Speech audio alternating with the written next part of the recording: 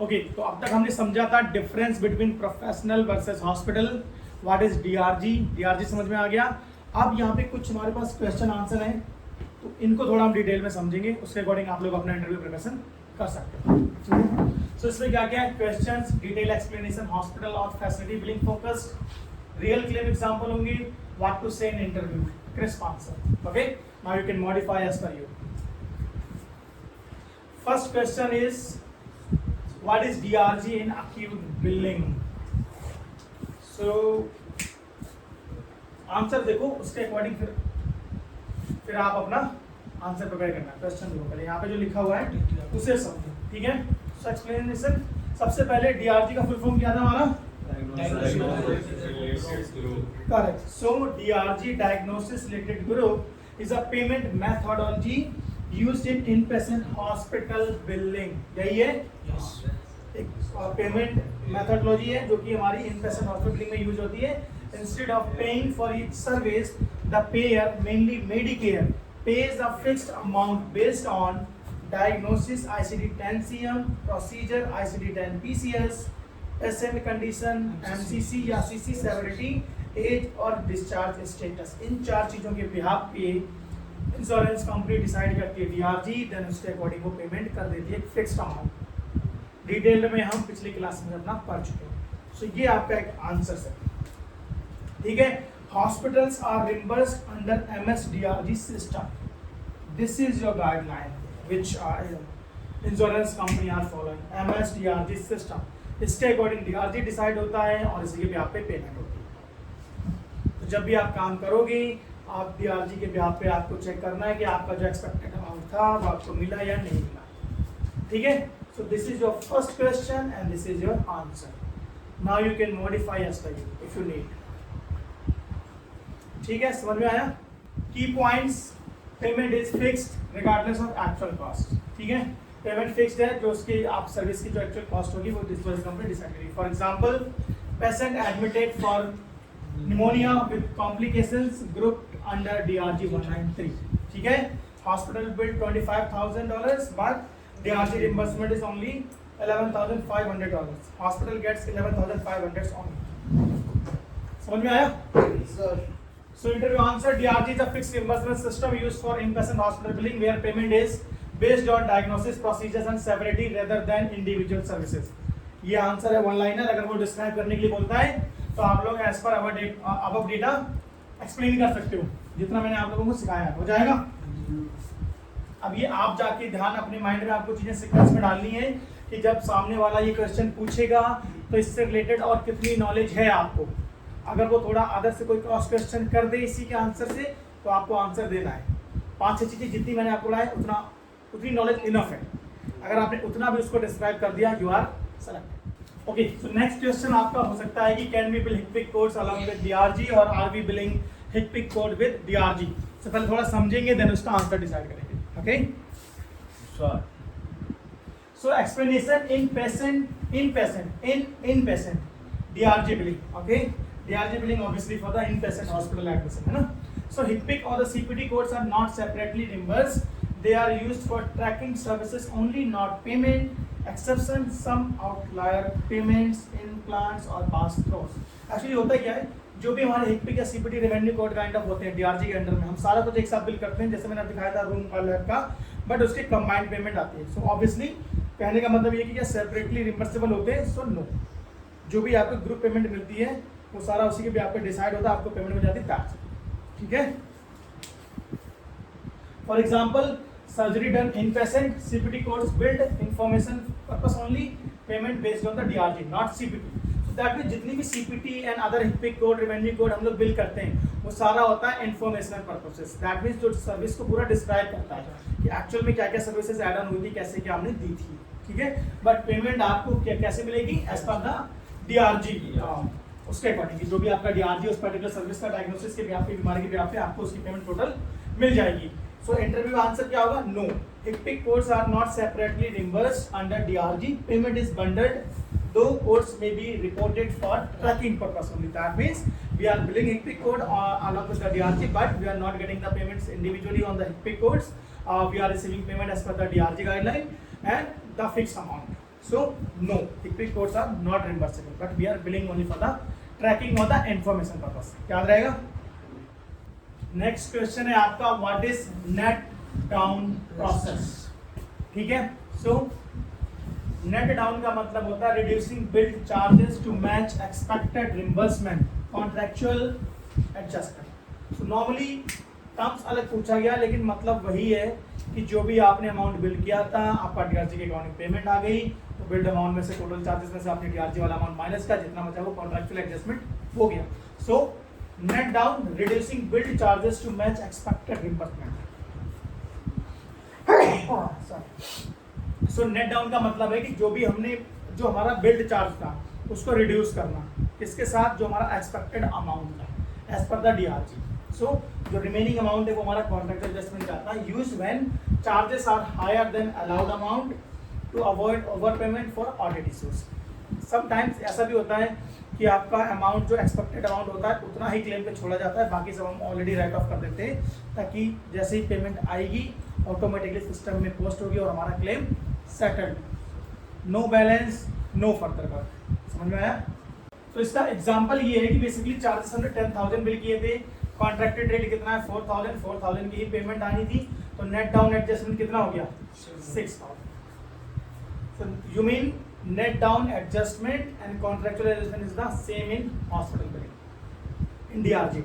ठीक है, तो अगर वो नेट डाउन का एडजस्टमेंट पूछ रहा है, जैसे हम प्रोफेशनल बिलिंग में कॉन्ट्रैक्चुअल एडजस्टमेंट बोलते हैं, वैसे ही नेट डाउन एडजस्टमेंट बोलते हैं हम हॉस्पिटल बिलिंग में डीआरजी वाले. ठीक है, कि भाई हमने 10,000 तो बिल किया था, लेकिन डीआरजी के अकॉर्डिंग कॉन्ट्रैक्ट रेट कितना है 4,000, तो ये 6,000 हमारा राइट ऑफ हो जाएगा. ठीक है, ये कर दें क्यों है राइट ऑफ, बाद में राइट ऑफ करने के पहले क्यों करते हैं, तो बाद में तो हो सकते हैं, बाद में भी रहता है, पहले भी कर देते हैं कि भाई फटाफट पेमेंट आए, बिलिंग प्रोसेस हमारा बढ़ जाए क्विकली, उसके लिए. ठीक है, interview answer. Net down is the process of adjusting billed charges to the contracted allowable amount before और आफ्टर क्लेम सबमिशन. ठीक है भाई, पहले भी कर सकते हैं, बाद में भी कर सकते हैं. समझ में आ रहा है? देखो, पहले करने का मतलब ये है, अगर जब हमें पता है, देखो चलो मैं एक आपको एग्जांपल दूं, चलो देखो, पहले करने का मतलब ये है कि भाई हॉस्पिटल बिलिंग में बहुत मेजर हम चार्ज अमाउंट बिल कर रहे हैं, तो $4,000 $10,000 बहुत बड़ा अमाउंट होता है ना. फॉर एग्जांपल हमने 10 क्लेम बिल किए, तो 10 क्लेम का $1 लाख हो गए, $1 लाख हो गए. अब वो $1 लाख जब तक क्लेम ओपन रहेगा हमारे सिस्टम में बैलेंस दिखाएगा. समझ में आ रहा है? जब हमें पता है कि इस पे वो 1 लाख की पेमेंट आनी ही नहीं है, तो हमने पहले ही राइट ऑफ मार दिया, और जो भी पेमेंट आएगी वो पोस्ट रहेगी. दैट मीन्स करंट में हमारे पास जो ओपन बैलेंस बचा हुआ है, ओपन जो AR है हमारा, जो अमाउंट है उसका, वो $1 लाख कम हो गया. तो $1 लाख की टेंशन कम हो गई. एग्जैक्टली रिपोर्टिंग पर्पस के लिए भी हम लोग ये यूज करते हैं. समझ में आया क्या आफ्टर बिफोर का पर्पस?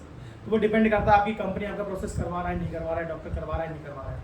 ठीक है, तो ये बिफोर आफ्टर का थोड़ा एक गैप बेनिफिट हो गया अगर आप एग्जैक्टली समझोगे तो. समझ में आया? ठीक. सो नेक्स्ट क्वेश्चन हमारा रहेगा, what is LCD and NCD guidelines. ये कोई पर्टिकुलरली हॉस्पिटल के लिए नहीं है, ये प्रोफेशनल बिलिंग में भी आप लोगों ने पढ़ा होगा अगर आपने प्रोफेशनल बिलिंग में काम किया है. ठीक है, so what is NCD and LCD. Explanation. NCD का फुल फॉर्म है that is national coverage determination, and LCD का है लोकल कवरेज डिटर्मिनेशन. नेशनल और लोकल का मतलब तो समझते होंगे आप लोग, है ना. So what is NCD? Sir applies nation wide Medicare. Actually क्या है ना, ये गाइडलाइंस हैं जो मेडिकेयर फॉलो करता है, और इसी के अकॉर्डिंग में हमारी क्लेम प्रोसेसिंग और पेमेंट प्रोसेसिंग होती है ना. कि NCD का मतलब है national coverage determination, applies nation wide, पूरे देश पे ये वाली गाइडलाइन अप्लाई होती है. लेकिन अगर मैं LCD की बात करूं, so that is for the local coverage determination applied regionally MAC specific. Medicare मैंने आपको मैक पढ़ाया था कि जो कि हर मेडिकेयर का name contract state wise change होता रहता है. तो जो ये हमारी LCD पॉलिसी होगी, जो LCD गाइडलाइंस होगी, ये स्टेट वाइज डिफर करेगी. लेकिन जो NCD है ये सारे मेडिकेयर के लिए पूरे USA में एक ही वर्क करेगी, मतलब एक ही गाइडलाइन है. लेकिन LCD जो गाइडलाइंस हैं वो हमारी स्टेट वाइज डिफर करेगी.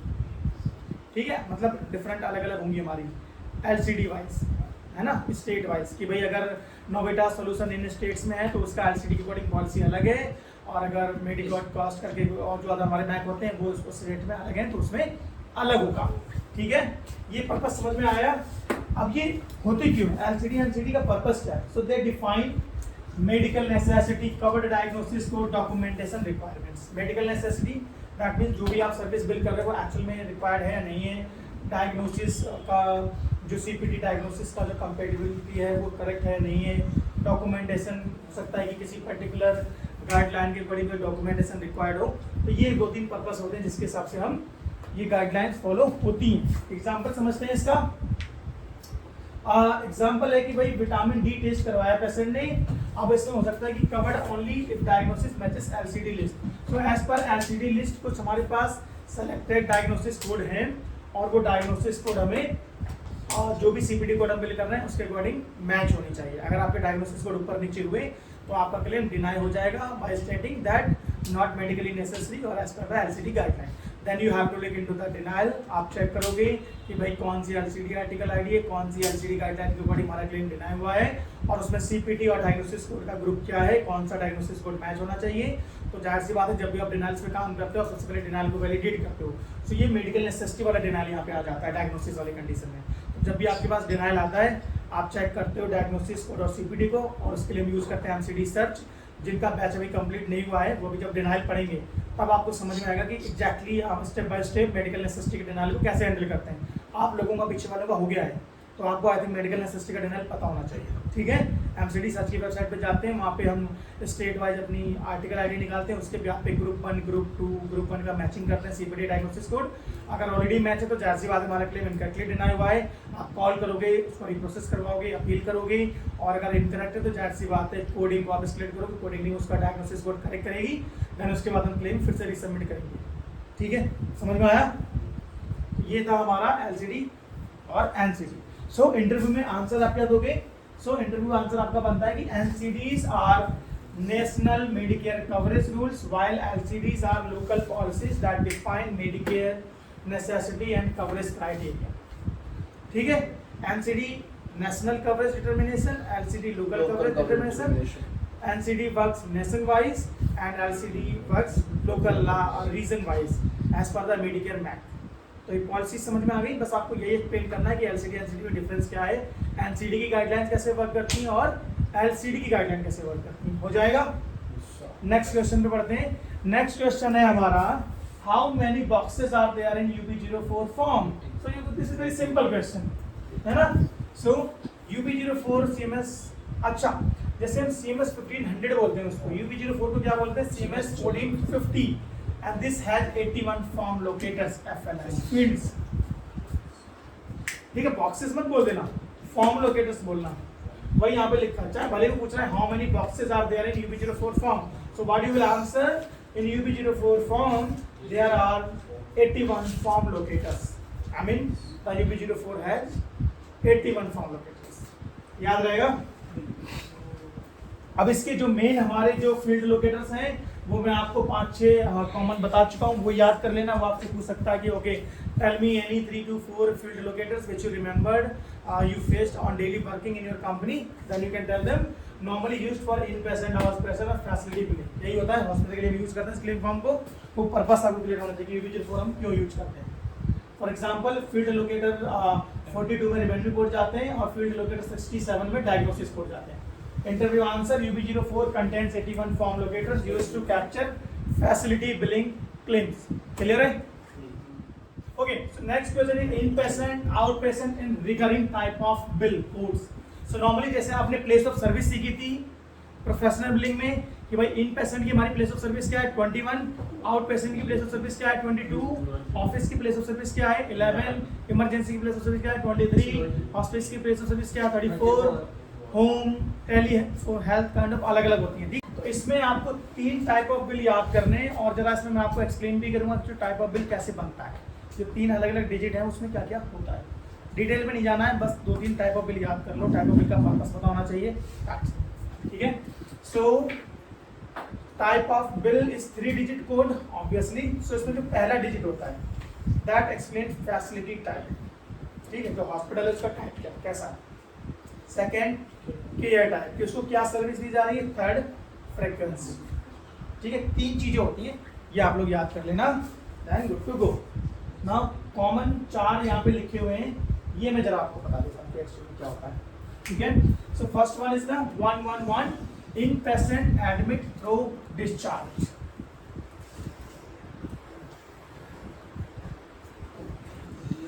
ठीक है। 131 is the outpatient, 851 is the clinic, 721 is the recurring. Example dialysis means अगर डायलिसिस प्रॉब्लम के लिए कुछ उसका ट्रांसप्लांट वगैरह होना है उसके लिए आ रहा है तो हमारा टाइप ऑफ बिल 721 जाएगा, 851 फॉर क्लिनिक है, 131 आउट पेशेंट है, 111 in patient admit through discharge. देखो एक्चुअली में अगर आप बहुत डीप घुस के part A part B hospital billing professional billing समझना चाहोगे, जब एक्चुअल लेवल पे आप काम करोगे तो आप टोटली कंफ्यूज हो जाओगे। इवन जो ऑलरेडी बंदे काम कर रहे हैं, देखो सबसे पहले तो बात नॉलेज की, जब बंदा काम कर रहा होता है तो सिर्फ काम पे फोकस करता है, उसे नॉलेज नहीं होती है। नॉलेज का काम तब आता है जब आप इंटरव्यू देने जाते हो, तब आपकी नॉलेज चेक होती है। तो उसके यहाँ पे अगर आपने इतना कुछ भी रेडी कर लिया, थ्योरिकली आपने एक्सप्लेन कर दिया, आपका सिलेक्शन हो जाएगा। नॉर्मली जो बंदे ऑलरेडी हॉस्पिटल में काम करें ना, उन्हें भी नहीं पता है। अब समटाइम जब एक्चुअल में आप काम करोगे तो आप देखोगे हॉस्पिटल बिलिंग की सर्विसेज हम उस पर CMS 1500 बिल कर रहे हैं, और जो हमारे CMS 1500 की जो प्रोफेशनल सर्विस है समटाइम्स वो हम UB 04 पे CPT काइंड ऑफ डाल रहे हैं, तो वो अलग लेवल का बहुत डीप हो गया, उसे इतना नहीं सोचना है। फिलहाल जो थ्योरिकली आपको सिखाया जा रहा है बस उतना ही स्टैंडर्ड समझो और उसके अकॉर्डिंग आंसर देना, ठीक है। हॉस्पिटल में क्लिनिक कहाँ से? So we were discussing about the type of bill 851, है ना, कि भाई 851 की जो डिस्क्रिप्शन दिखाई गई that is clinic. So what is clinic? Actual में क्या होता है, सी 851 अगर इसको हम डिस्क्राइब करें, सो फर्स्ट 8 का मतलब होता है फैसिलिटी टाइप। सो फैसिलिटी टाइप क्या है? स्पेशल फैसिलिटी और द क्रिटिकल एक्सेस हॉस्पिटल, ठीक है। 5 केयर टाइप होता है हमारा, सो 5 क्या? Swing back, skilled nursing level care in hospital. 1 frequency admit through discharge, mean discharge के बाद डिस्चार्ज होने वाला है, उसके बाद हमें कहीं ने इसको ट्रांसफर किया है। सो एक्चुअली थोड़ा डिटेल में समझते हैं कि व्हाट इज TOB 851 मीन।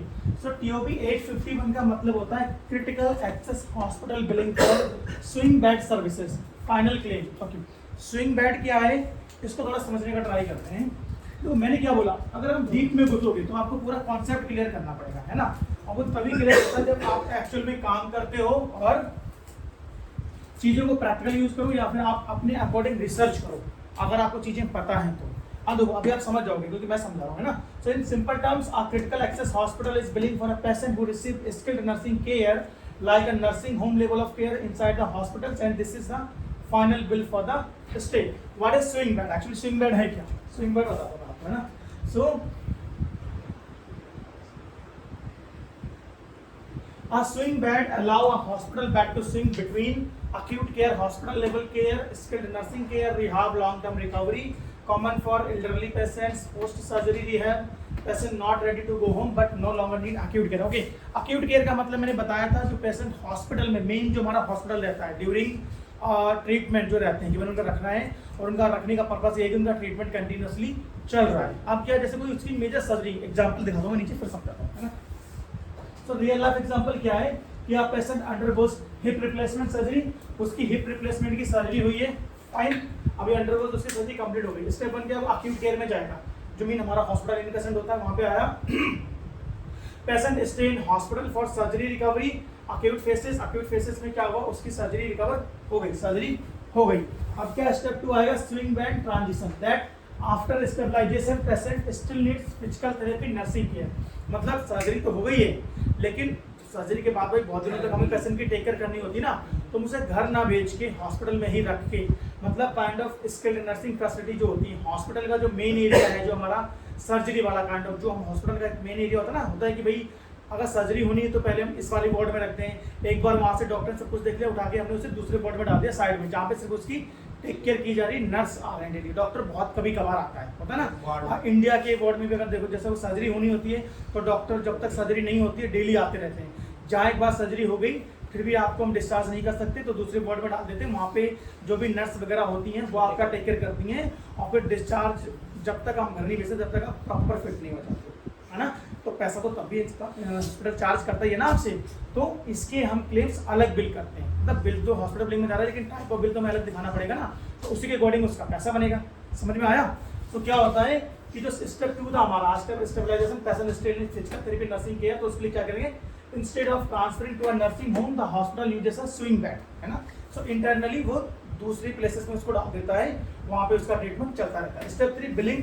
अब क्या होता है, the hospital submits type of bill 851 final bill for swing bed stay, means discharge surgery, उसका क्लेम तो अलग बिल हो गया है ना।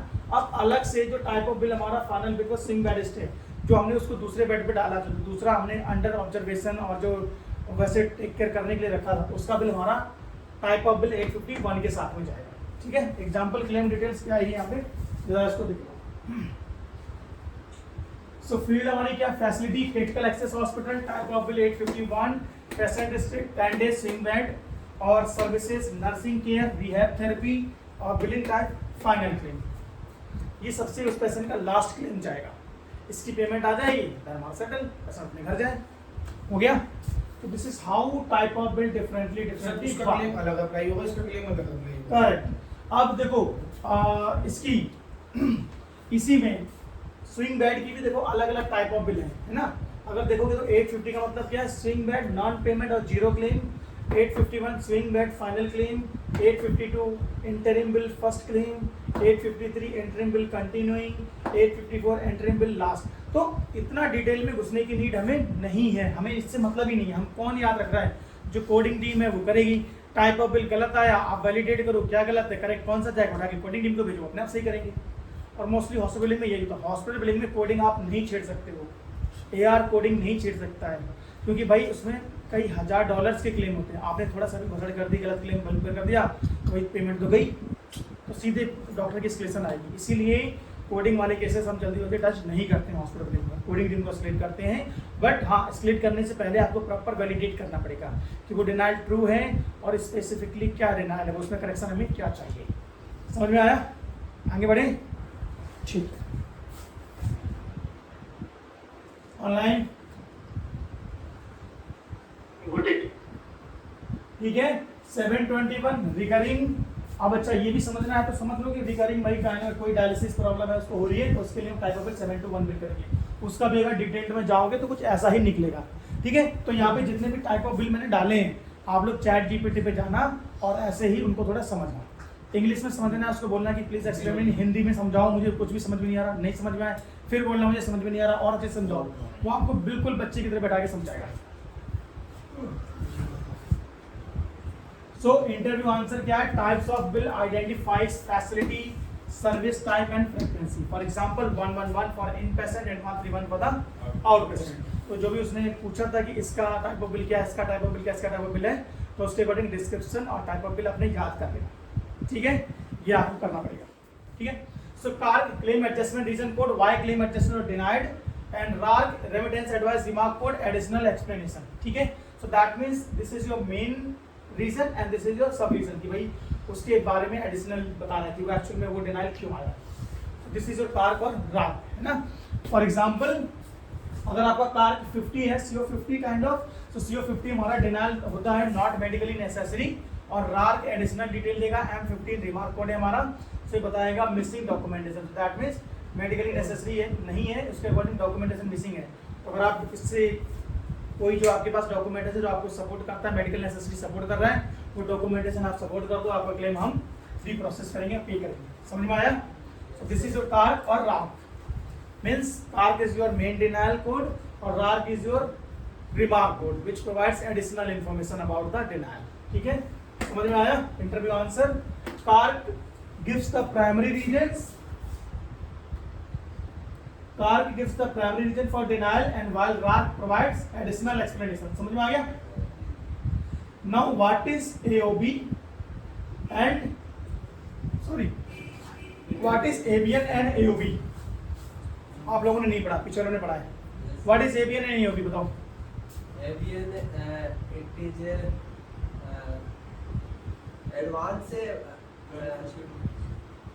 advance beneficiary notice. AOB AOB is नहीं यार, नहीं पता नहीं क्या प्रैक्टिस कर रहे हो आप लोग, इतना कौन अटकता है यार। सिंपली ABN AOB समझे, दो हमारे टर्म्स हैं, क्या होते हैं मेडिकल बिल, उसको समझ लेते हैं। ये जैसे मैं आप लोगों को फर्दर क्लास में बताऊंगा, ये लोग यहाँ से भी समझ सकते हो। ठीक है, सो एक्सप्लेनेशन, ABN का जो फुल फॉर्म है that is advance beneficiary notice and AOB का फुल फॉर्म है assignment of benefit. So what is ABN actually? ABN patient agrees to pay if Medicare denied. So normally कोई भी medical patient doctor के पास आया तो अगर doctor को लगता है कि जो मैं इस सर्विस देने वाला हूँ पेशेंट को ये इसका इंश्योरेंस कंपनी पे नहीं करेगी, तो जाहिर सी बात है जब इंश्योरेंस कंपनी पे नहीं करेगी तो वो डॉक्टर का लॉस हो जाएगा। और अब मेडिकल पेशेंट है, गवर्नमेंट इंश्योरेंस है, तो पेशेंट को भी बिल नहीं कर सकते ऐसे डायरेक्टली, है ना। तो इसीलिए हम एक एबीएन फॉर्म होता है, डॉक्टर क्या करता है एबीएन पे पेशेंट से साइन करवा लेता है, जिससे कुछ लिखा रहता है कि भाई इन केस अगर मेडिकेयर आपकी पेमेंट नहीं करता है इस पर्टिकुलर सर्विस पे तो इसकी पेमेंट आपको खुद करनी पड़ेगी। तो before billing any service to the medical patient we should have the ABN. अगर हमारे पास एबीएन साइन किया हुआ एबीएन है आपको सिस्टम में मिल जाएगा तो हम बिल टू पेशेंट डायरेक्टली कर सकते हैं। So that is the use of the ABN. ठीक है। Now AOB assignment of benefit patient authorize payment to the doctor. So जब भी हम क्लेम फॉर्म सबमिट करते हैं, सीएमएस 1500 फॉर्म की बता रहा हूँ मैं, उस पर एक फ्रेज होता है, बॉक्स होता है जिसमें लिखा होता है सिग्नेचर ऑन फाइल। वो जा रहा है, इसका मतलब पेशेंट ने डॉक्टर को ऑथोराइज कर दिया है कि भाई इंश्योरेंस कंपनी डायरेक्टली डॉक्टर को पेमेंट कर दे इस क्लेम की। अगर वो फ्रेज मिसिंग होगा, signature on file claim form पे मिसिंग होगा, एओबी टिक नहीं होगा आपके क्लेम फॉर्म पे, तो डॉक्टर को पेमेंट ना आके वो ईओबी तो भेजेगा लेकिन ईओबी दिखा देगा कि claim paid to the patient. तो आप वापस बिल टू पेशेंट करो, पेशेंट से अमाउंट कलेक्ट करो, है ना। तो पेशेंट से अमाउंट कलेक्शन ना करना पड़े, बाद में हमारा बिलिंग प्रोसेस ना बढ़े, इसीलिए एबीएन सबके मोस्टली जाता है तो डायरेक्टली पेमेंट डॉक्टर के पास आए। So that is the use of the AOB and the ABN. Explain कर लोगे। Now example non covered service ABN sign patient liable, और नहीं साइन है तो नहीं भी कर सकते। Interview answer ABN informs patients of possible non-coverage while AOB allows payment to be made directly to the provider. This is how you may answer. ठीक है। नेक्स्ट क्वेश्चन है एक्सप्लेन मेडिकल नेसेसिटी डिनायल। सो इसका explanation क्या रहेगा? Occurs when diagnosis doesn't support procedure, LCD NCD mismatch. So LCD NCD और medical necessity आपस में related है। मैंने आपको ऊपर भी समझाया था। तो जब भी मेडिकल नेसेसिटी का डिनायल आता है इसलिए you have to look the LCD NCD ID for the Medicare one and for the commercial payers, obviously as per the medical policy they're denied, so we have to submit the medical records to explain like medical necessity of the services, and sometimes we also have to correct the diagnosis code. So the current batches, whenever you will see the class for the medical necessity you will learn, but for now you can understand। ये follow भी बताइए फिर इसका। हाँ, follow भी बता दो non medical necessity बाद में, ठीक है, ज़्यादा लंबा हो जाएगा। ठीक है। सो फॉर एग्जांपल एमआरआई हमने बिल किया है नॉन कवर डायग्नोसिस के लिए, वो डिनाइड हो जाएगा, तो वो हमें करेक्ट करके फिर से क्लेम भी सबमिट करना पड़ेगा। इंटरव्यू आंसर क्या है? Medical necessity denials occurs when the diagnosis doesn't justify the procedure as per payer guideline. ठीक है, ये मेडिकल के केस में हो गया। और कमर्शियल के केस में कि भाई हम मोस्टली मेडिकल रिकॉर्ड सबमिट कर देते हैं, या फिर उसमें भी as per the medical policy हमारा डायग्नोसिस कोड मिसमैच होता है। तो अगर आपने मेडिकल रिकॉर्ड सबमिट कर दिए फिर भी पेमेंट नहीं आई, आपने इंश्योरेंस कंपनी से डिस्कस किया, वो बोलेगा भाई डायग्नोसिस का प्रॉब्लम है इसमें, तो आप कोडिंग टीम को भेजोगे, वो डायग्नोसिस करेक्ट करेगी, देन आप फिर से क्लेम सबमिट करोगे। समझ में आया? नेक्स्ट क्वेश्चन है एक्सप्लेन ऑथ डिनायल। ठीक है, ऑथराइजेशन का डिनायल आप लोगों ने ऑलरेडी पढ़ा है, उसके अकॉर्डिंग एक्सप्लेन कर देना। ठीक है, पढ़ा ना सबने? हो जाएगा ना? आप लोगों ने नहीं पढ़ा तो आपको पढ़ा दूंगा अलग से, है ना। इसके अकॉर्डिंग क्वेश्चन कर लेना। यहाँ पे भी लिखा है occurs when prior authorization not obtained और ऑथराइजेशन एक्सपायर्ड और इनकरेक्ट। जाहिर सी बात है particular billed service authorization required था, आपने बिल नहीं किया, आपने एक्सपायर्ड या इनकरेक्ट ऑथराइजेशन बिल कर दिया, आपका क्लेम डिनाई हो जाएगा। For example surgery done without auth denied. Now interview answer authorization denial occurs when required pre approval is missing और इनवैलिड। अब वो आपसे फर्दर क्वेश्चन आंसर कर सकता है कि okay if denied what you will review, how you will validate the denial and what action you will take. So you may answer accordingly. Now benefit met and capitation denial. Benefit met भी आप लोगों को already पता है, और capitation denial क्या होता है वो भी आप लोगों को पता है। Capitation kind of agreement, this is work for the commercial insurance, but for the Medicare it worked in the eligibility terms. So if Medicare is denying for the CO24 capitation, that means all the charges are covered under the managed care plan, and you know what is the managed care plan. So if patient is having advantage plan or the Medicare and you are billing the claim to the Medicare, then obviously Medicare is going to deny because patient is having the Medicare advantage plan. So you will bill the claim to the Medicare advantage plan instead of the original Medicare. Okay? And if you are billing the Medicare advantage plan, then you cannot bill the claim to the Medicare. पता है ना सबको ये चीज? हो जाएगा। और capitation agreement आपको पता ही है कि instead of paying individually claims manually of the doctors, commercial give a offer to the doctors and then doctors और payers the mutual agreement. So basically उसको मंथली पेमेंट आता है डॉक्टर को। so, उसके अकॉर्डिंग जितनी भी क्लेम हम bill करते हैं, अगर हमारा ऑलरेडी एक्चुअल में वो करेक्ट कॉन्ट्रैक्ट है डॉक्टर और इंश्योरेंस का, तो हम सारे क्लेम्स को 24 से राइट ऑफ मार देते हैं सिस्टम में, डॉक्टर को 1 टाइम महीने की पेमेंट मिल रही है।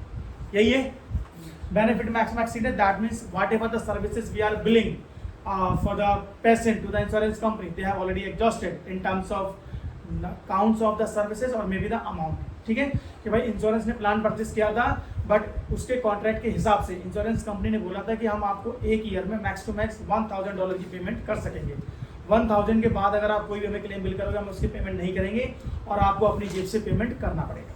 ये हो गया।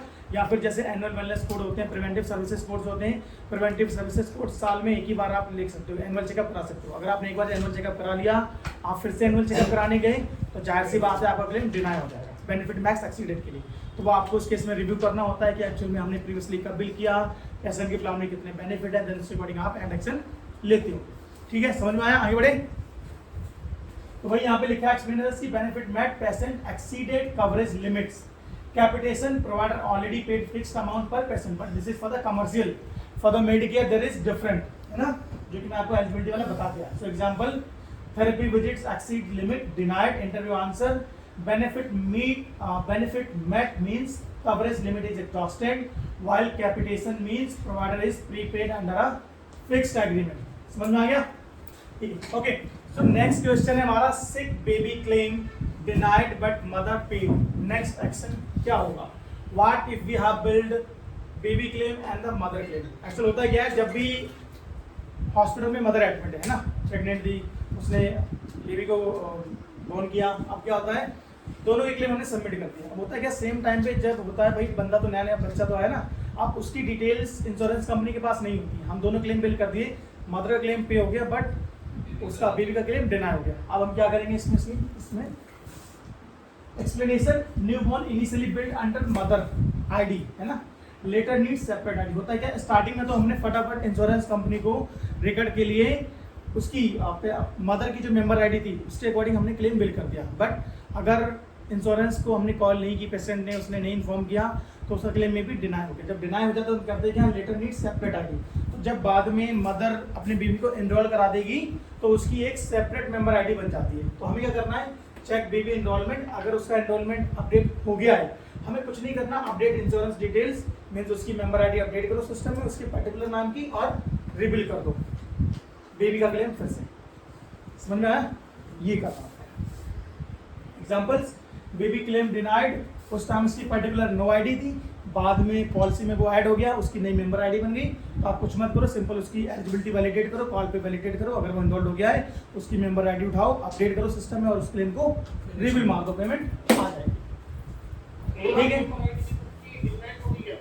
क्या मेंबर आईडी की सबकी डिफरेंट होगी? देखो डिफरेंट हो भी सकती है, मे बी सेम ही रहे, बट बेबी को एनरोल कराना जरूरी है। इंश्योरेंस कंपनी को जब तक आप बता के एनरोल नहीं कराओगे वो पेमेंट नहीं करेगा। हाँ, आप ही एनरोल करवाओ। नहीं, आई मीन एनरोल तो पेशेंट खुद करवाएगा ना भाई, उसका वो है, आप काम करोगे, आप देखोगे जब एनरोल हो गया तो आप क्लेम फिर से रीसबमिट कर दोगे, क्योंकि पेमेंट तो चाहिए ना उसको। Interview answer, I would verify new born enrollment, update insurance details and rebill under the baby's policy. This is what you will do. ठीक है, इसका आंसर है व्हाट इज बर्थडे रूल। ये वैसे मैं आप लोगों को पढ़ाता नहीं, लेकिन मुझे लगता है पढ़ाना स्टार्ट करना चाहिए।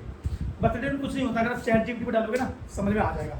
तो what is birthday rule? Actual में यूएस में होता क्या है, use when child has dual coverage, that means बच्चा है उसके पास दो इंश्योरेंस प्लान है, मतलब मदर का भी है और फादर का भी है। ठीक है, parent with earlier birthday month या day primary, that would be the primary. So normally होता है क्या है, फॉर एग्जांपल पेशेंट है निक जॉनसन, ठीक है, उसके पास सेल्फ इंश्योरेंस नहीं है, उसके पास उसके मदर फादर का इंश्योरेंस है, तो मदर का सेपरेटली अलग है और फादर का अलग है। अब वो पहले किसके इंश्योरेंस में बिल किया जाएगा?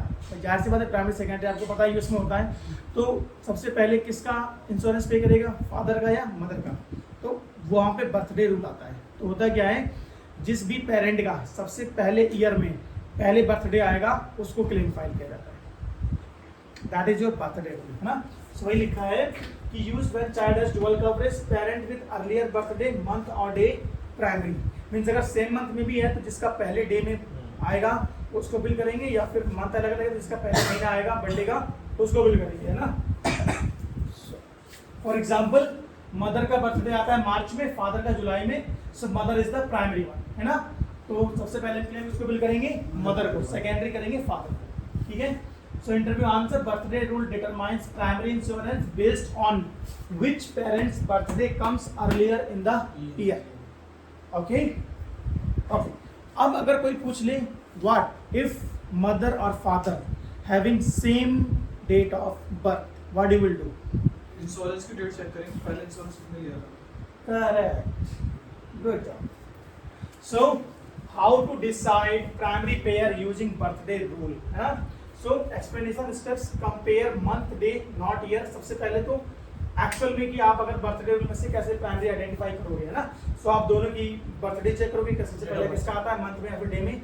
अर्लियर डेट प्राइमरी, जाहिर सी बात है इसका बर्थडे पहले होगा वो प्राइमरी हो जाएगा, और अगर सेम है तो longest coverage wins, that means जिसकी कवरेज पहले से एक्टिव है। अगर सेम डेट ऑफ बर्थ पे उसका बर्थडे पड़ रहा है दोनों का, तो जिसका कवरेज सबसे पहले से एक्टिव है, जिसकी एक्टिव डेट पहले है, मींस मेरा जनवरी से एक्टिव है और तुम्हारा फरवरी से, बट बर्थडे दोनों का मार्च में है, तो जनवरी वाले को हम क्लेम बिल करेंगे। समझ में आया?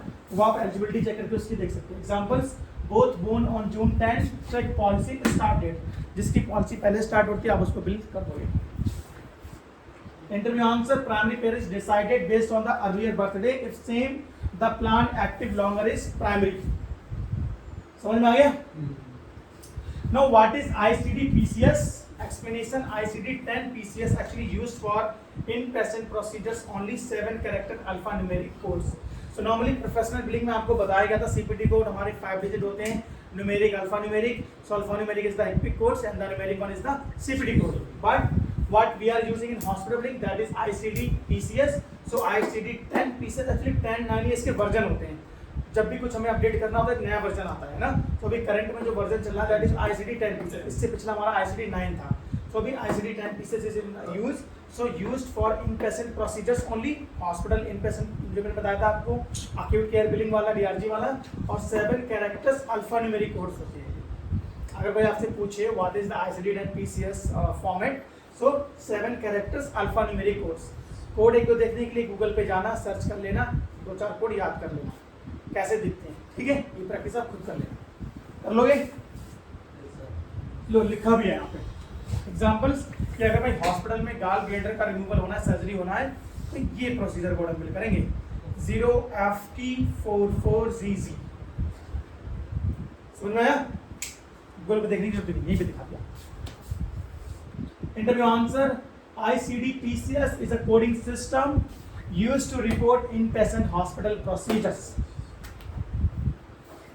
Got it? Start करना। Next question is, we have built 2 claims for same date of service and services were rendered by same physicians. Insurance denied our second claim as duplicate. What should be your next steps? So normally interviewer आपसे पूछना चाह रहा है कि हमने 2 claim bill किए same patient के, ठीक है, और दोनों क्लेम सेम डॉक्टर ने सर्विस दी थी। तो जाहिर सी बात है इंश्योरेंस कंपनी के पास 2 क्लेम जाएंगे तो एक को पे करेगा, दूसरे को डुप्लीकेट का डिनायल देगा, है ना। तो डुप्लीकेट सबसे पहले थोड़ा समझते हैं डुप्लीकेट डिनायल एक्चुअली क्या होगा, कैसे काम करेगा। तो पिछले वाला बैच अगेन आप लोगों ने डुप्लीकेट का डिनायल पढ़ा है, आपको पता है क्या होता है। आप लोगों ने नहीं पढ़ा है तो आप लोग थोड़ा भी समझो, जितना समझ में आया ठीक है, नहीं तो फिर हम जब डिनायल डिस्कस करेंगे तो आपको समझ में आ जाएगा। एक्सप्लेनेशन स्टेप्स, सबसे पहले हम देखेंगे वेरीफाई बोथ क्लेम्स। सबसे पहले दोनों क्लेम को वैलिडेट करो, चेक डिफरेंस कि दोनों में एक्चुअल में डिफरेंस क्या है, कोई मॉडिफायर्स, कोई डेट ऑफ सर्विस या यूनिट्स।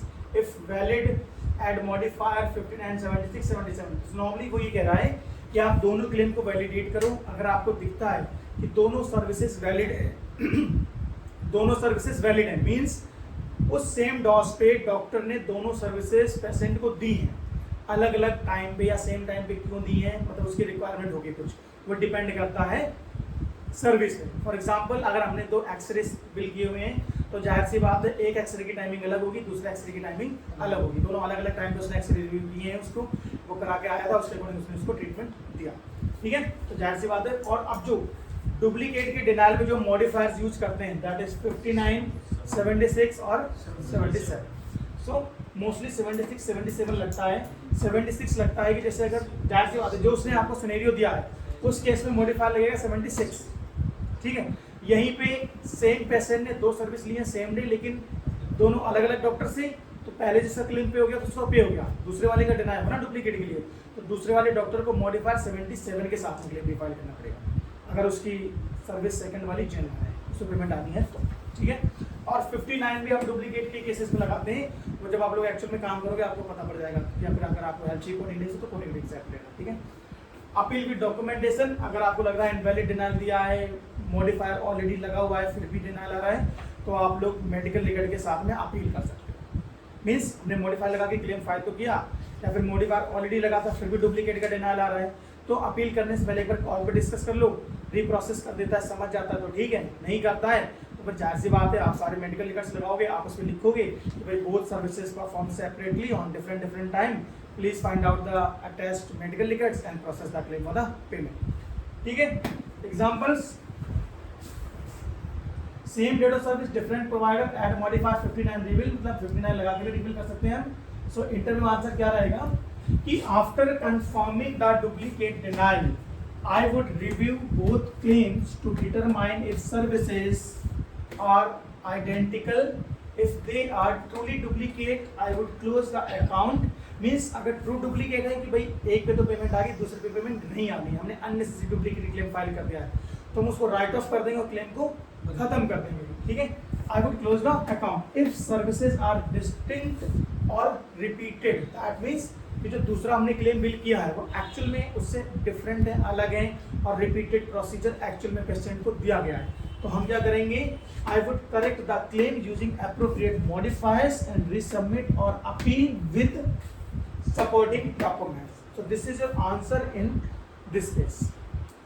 ठीक है. उसने स्पेसिफिकली पूछा हुआ है ऊपर कि सेम प्रोवाइडर ने 2 सर्विस दी है, तो आप लोग यहाँ पे ऐड ऑन कर सकते हो कि for your cases we will append the modifier 76 and we will resubmit the claim. जाहिर सी बात है प्रोफेशनल बिलिंग में अगर आप कहीं भी हो मेडिकेल को सबमिट कर रहे हो तो ओरिजिनल फ्रीक्वेंसी के साथ जाएगा, और अगर कमर्शियल अदर इंश्योरेंस को फाइल कर रहे हो तो corrected claim with frequency code 7 जाएगा. हॉस्पिटल बिलिंग में फ्रीक्वेंसी कोड 7 कैसे चेंज करते हैं टाइप ऑफ बिल में आपको पता है, और प्रोफेशनल बिलिंग में तो आपको पता ही है कि जब हेडर में सिस्टम में जाके डालते हैं तो वहाँ पे फ्रीक्वेंसी कोड 7 अपडेट करना होता है. समझ में आ गया? कोई क्वेश्चन बचा है? नहीं. चलो, तो ये टोटल 6 है ना, पॉज कर दिया, चालू है ना. ठीक है. तो ये सारे हमारे 16 क्वेश्चन थे आपके रिवीजन के लिए. सो नॉर्मली अगर मैं आपसे बोलूँ आप इंटरव्यू के लिए जा रहे हो तो इसी 16 क्वेश्चन में से आपसे क्वेश्चन पूछी जाएंगे, और इसी टाइप से क्वेश्चन आप लोग अदर भी रिवीजन कर सकते हो, है ना. तो बेसिकली ये बेसिक कॉन्सेप्ट आइडिया था आप लोगों के लिए कि इंटरव्यू में कैसे कैसे क्वेश्चंस पूछे जा सकते हैं इन काइंड ऑफ. अगर आप हॉस्पिटल बिलिंग के लिए जा रहे हो, अगर आप हॉस्पिटल बिलिंग वाले क्वेश्चन इसमें से निकाल दोगे तो प्रोफेशनल बिलिंग के भी क्वेश्चन हैं. बाकी इसके अलावा भी आपने मेडिकेयर के parts, Medicare advantage plan, eligibility criteria for Medicare, Medicaid, what is family filing and all, ये सारी चीज़ें पढ़ी हुई हैं. उसके अकॉर्डिंग आप लोग आंसर कर सकते हो. ठीक है. So thank you. खत्म करते हैं.